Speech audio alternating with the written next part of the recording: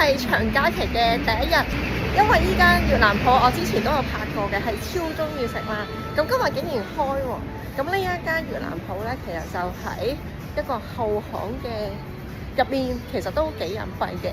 咁而家終於可以食，因為自從佢星期日休息之後咧，我哋就試咗嚟嘅。咁但係咧，因為而家公眾假期佢都有開，咁咧一於留港支持本地消費啦。呢一間小店咧喺紅磡真係好隱蔽㗎。今次咧已經係我1年裡面第6次去食啦。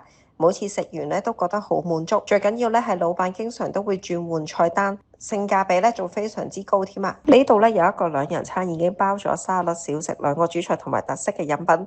小食咧有好多個選擇，頭2次咧我都係叫咗牛舌心。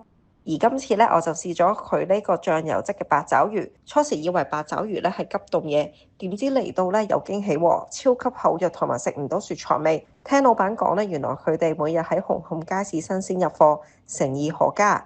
沙律嘅豬頸肉煎得唔錯，試咗呢個鴨胸鴨腿粉絲湯咧就係牛湯嚟嘅，但係我覺得最重點咧就一定係呢個鴨胸同埋鴨腿啦。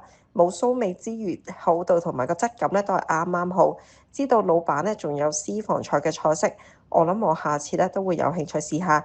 最重要咧就係冇加一，絕對推介大家去，係真實食評嚟㗎。